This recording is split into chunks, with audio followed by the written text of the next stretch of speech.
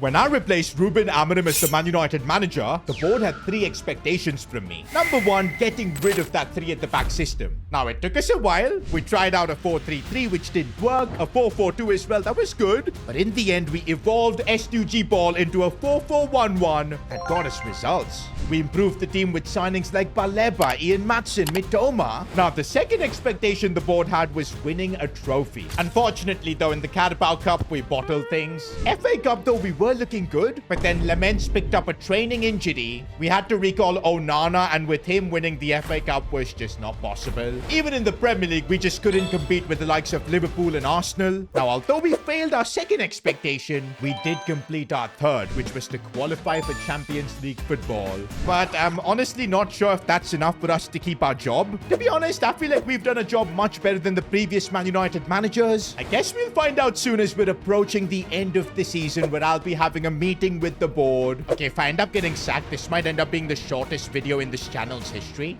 By the way, before that meeting, looks like Bruno wants to have a chat. Boss, anytime you want to chat about a new contract, give my agent a shout. This is a good sign, boys. Our highest rated player believes in me, wants to sign a new contract. I believe the board will see this and hopefully renew my deal. And by the way, since I'm still the Man United manager, I want to get this Bruno Fernandez contract situation sorted. His contract is actually expiring in 12 months, so it's really smart that we're getting it done now. I know he's 31, but this is Bruno we're talking about. He's still got a couple of good years in him. We'll try and extend his contract for another 3 years. A slight wage bump as well to value what he brings to the club. And there you go. Bruno has re-signed. I'm hoping the board will re-sign me as well. Skip. But when does this game get fucking good? Wait a minute, boys. What is this? S2G's pure class? I wish we would go for him as the Getafe manager. Wait a minute. Why am I being linked to go to Getafe? Am I that washed?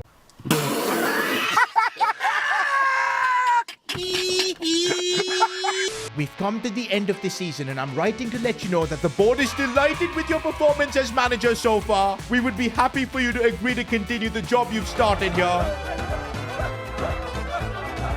And let's go, boys. Season 2 with Man United. I'm ready for this. If you guys are as well, subscribe to the channel. Oh, and Season 2 begins with Harry Maguire walking out of the building. And yet, there were a couple of players whose contracts we didn't renew, like Harry Maguire, Casemiro as well. They're too old, man. We've got to look into the future for Man United. I think it was the smart play. By the way, a lot is happening around Europe. Diego Simeone has been sacked, replaced by Unai Emery at Atletico Madrid. Buenas noches. That means Aston Villa now have a new manager, Salvador Exposito. I have no idea who he is. But hey, I'm not sacked. I'm happy. What are the board expecting this season from us? Are you joking? Are you actually joking? Win the league title, win the FA Cup, reach the final of the Champions League. What are these objectives, man? We've only just got this Man United team back into a state where they can compete, and now I'm expected to win everything? Well, if the club have these kind of lofty ambitions, then we're going to need to make big decisions this summer, big signings. And I think first it starts off with the striker position, which has been giving us the most problems. Last season, both Sesko and Xerxes weren't even among the top 25 goal scorers in the Premier League. Mbumo and Cunha scored more. And if we really want to win everything, we need the kind of players Liverpool have, 20+ goal scorers. And I think we tried a lot by giving both Sesko and Xerxes a chance. But I'll be honest, boys, none of them moved me. They were occasionally good with a few chances here and there, but they were never consistent, and that's why I'm making the big decision to selling them both. That's right, even Benjamin Sesko. I think Man United, if they want to be a serious club, they need someone better. And also, by the way, it has finally been revealed who has been causing havoc in our dressing room. You see, last season, somebody in our squad leaked everyone's wages, and that caused a lot of controversy. And would you believe who that someone is? It was Benjamin Sesko, who was annoyed that he wasn't being played as a first choice striker.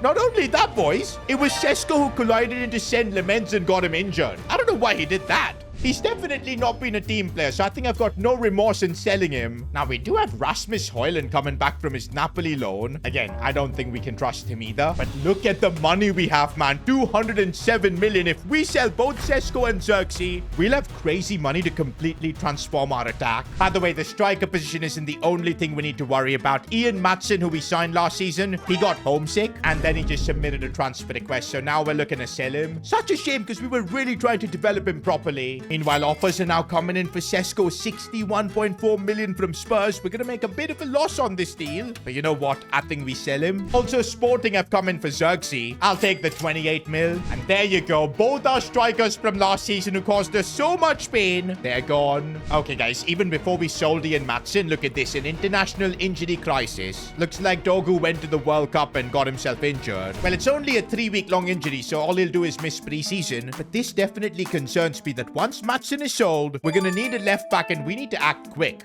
Now, before we jump into making transfers, I do think we need to take a moment and honor our best players from last season. Let's start with goal of the season. And without a doubt, it's the screamer Bruno Fernandez scored. What a player. Now, player of the season was a bit tricky because for the first half of the season, Saint Lemens was making save after save, carried us, but then he got injured for quite a while. And then it was Mbumo's goals that really carried us. But I think when we were in trouble, it was Lemens who stepped up, so he's going to be our player of the season. And all right, now we can focus on making transfers. And guess what? Since we are now a Champions League club, there's no restrictions on who we can buy. And that's why I'm very tempted to go for Lewis Hall from Newcastle. Getting an Englishman at Man United, he won't be homesick, that's for sure. Oh, but look at that. PSG want to snap him up. Why would they need him? They've got Nuno Mendes. Oh, wow. PSG are already going with negotiations. We need to be quick here. Good thing is, with all the player sales we've made, money is not an issue. I can just slap in a £50 million offer and bang, it's accepted.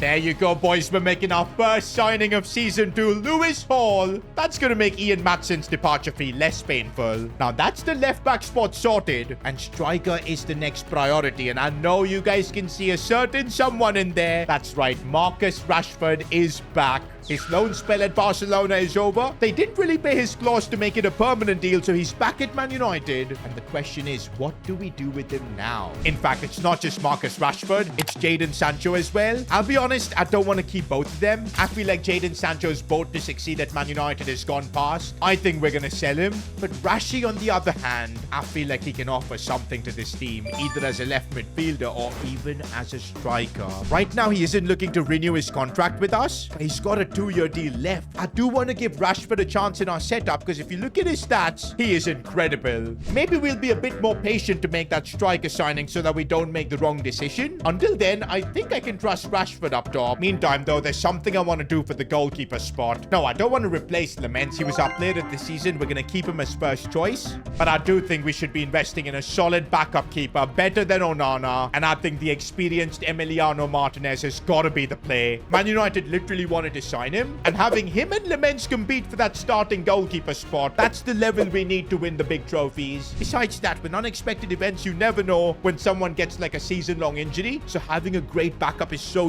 important. And can we maybe scam Aston Villa by putting Onana in this swap deal? Maybe chucking in like 10 million as well? Okay, now we're not fooling them. Gonna have to pay like 20 million to sign Emi Martinez. There you go. Now he's a World Cup winner, boys, so we're gonna have to give him a big wage bump to join a club like ours, but I think 140k should be good, and it is. Emi Martinez, welcome to Manchester United. Now, even though Emi Martinez is way higher rated than Lemens, don't worry. We saw what Lemens could do. He was our player of the season. He is going to start the season as a starter. Maybe we'll keep Emi Martinez for cup games. But yeah, I think it's very important we have 2 quality keepers, and now we've solved that. Meanwhile, boys, Jadon Sancho, as I said before, we're selling him. Didn't expect him to betray us and go to Liverpool. Bro, it feels like he's played for every Premier League club. Who is that?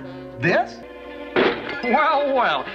Okay, this is very interesting. We've got offers for both our right backs, Mazraoui, as well as Dalot. I don't want to sell Dalot because I think he's good. But Mazraoui, maybe this is an opportunity for us to get some cash for him and then try and get a big upgrade in the right back spot as well. Okay, wait, that's not Mazraoui. Instead, it's Onana that's just been sold. He's off to Wolves. Do you know what? A bit of respect to Onana, because last season he came to us in a difficult situation when we didn't have a good goalkeeper, and he actually did a decent job, so no hate from me. But hopefully when we do face him at Wolves, we're going to destroy him. Well, let's be nice. Yeah. Let's be nice. We don't have to go there. And now Mazraoui has been sold. And honestly, boys, there's only one right back I want to replace Mazraoui, Reece James. For some reason, his career has kind of fallen off here. He's made the move to Crystal Palace, but he's still 83 rated, 26 years old. Now, this season, we're cash rich, so I can just put in a 45 million bid. Okay, they countered with 48, but yeah, it's more than enough to sign Reece. And I gotta say, Reece James does look good in a Man United shirt. That is a solid upgrade for the right back spot. Do you know what, boys? With Reece James and Lewis Hall, I like the look of our defense now. In fact, compare the team we've got now to what we inherited at the start. It looks so much more balanced. Now, we still need to sign a new striker. Maybe there can be conversations about improving that centre-back spot as well. Right now, the Premier League season is about to begin.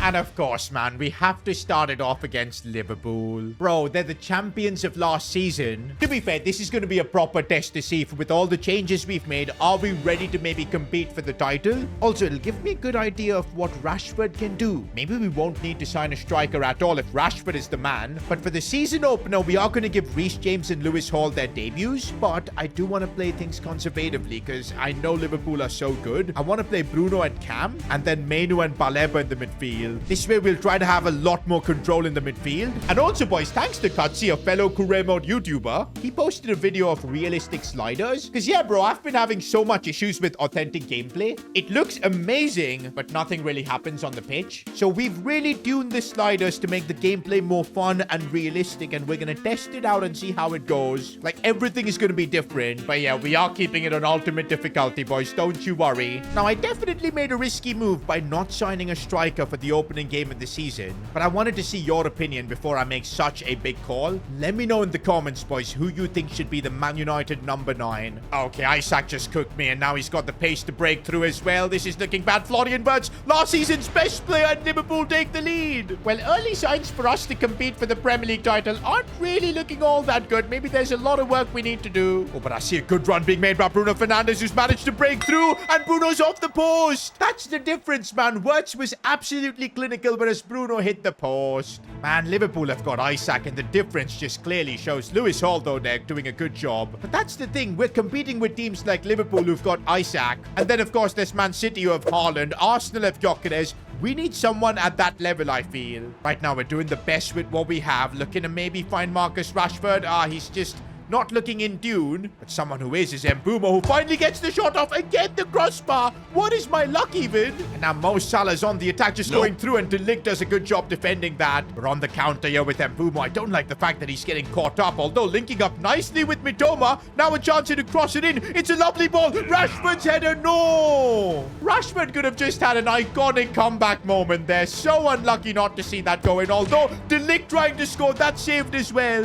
Bro, honestly, we've been so competitive here. I really feel like we deserve at least a goal. And maybe in the second half, we're going to push for it. Oh, but Liverpool with Cody Gakpo are attacking. And we've messed up defensively. De Ligt goes sliding in. This is horrible. And Isak makes it 2-0. That's been the difference, boys. They've been clinical, and we've not. Lewis Hall on his debut having to face Salah is just brutal, man. Like, he just got cooked in. Isak again. Lemens good save. Although I'll say Lemens hasn't had the best of games here. Maybe it's because he's recovering from that injury. Also, boys, Rashford, he does not look the same. I think he's a good player to have in the squad, but I don't think we can trust him to be a starter. That is one thing that's absolutely clear. Bruno Fernandez still looking for Marcus Rashford, and the finish wasn't there. Just as I was saying.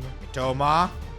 Clever bit of dribbling from him as he evades challenge after challenge, and the shot was just wide. And that's how the game finishes. We had nothing to really offer. And look who Liverpool subbed on just to laugh at us, bringing on Sancho. And wait a minute, why do we have the most difficult start to a Premier League campaign after Liverpool? We've got City. Bro, we've already started the season off being 19th. We're going to be 20th after that game. Do you know what? Against City, I think I want to go with the striker who I know can get goals. And funnily enough, that's Chido Obi. This 18-year-old is so freaking clinical. We saw that last season, and while we're still discussing on who to sign, I think we should just trust him. Also, against City, I'm not making the mistake of going too defensive. Bruno's going to be playing back in midfield. Cunha's back. But also, I do want to give Emi Martinez his debut. We got to keep it fair. Lemens didn't have a good game. We'll now give Emi a chance. Come on, boys. I don't want to start the season being bottom of the league with 0 wins. I know it's a tall order to beat City, but hey, last season we finished above them. They're not even in the Champions League this year.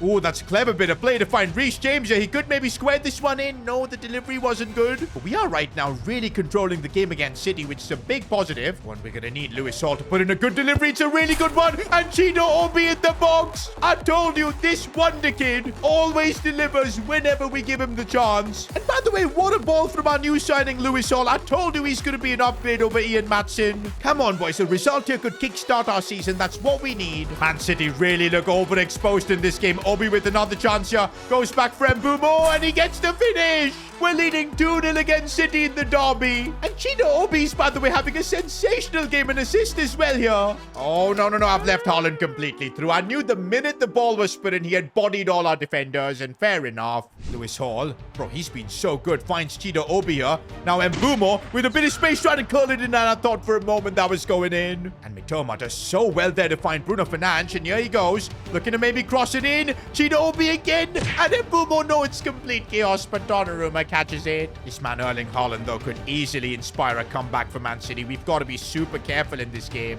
Okay, I think we're going to need to make some changes. I'm going to bring off Bruno Fernandes for Kobe Mainu. We'll also bring on Marcus Rashford for Mitoma. Ahmad for Mbumo. That way we'll have a lot of pace in the attack. No. Haaland, don't ruin our day. Don't ruin our day. And thankfully, he puts it wide. We got to just survive for 10 minutes, man, and we'll get a huge win in the derby. Bro, this is getting really bad here. Constant attacks, and Emi Martinez, what did you do? What did you do there? Emi Martinez, I trusted you. I can't lie, boys. What Emi Martinez did here is probably a criminal offense. How on earth do you concede that? We don't deserve to lose this game, man. We absolutely don't. And that's why we've won the counter-attack. Cunha, what just happened here? Are you joking? Straight from kickoff. What? This is the greatest Manchester derby ever. What were Man City thinking, giving Rashford so much space? He found Cunha brilliantly, and then the finish was just as good.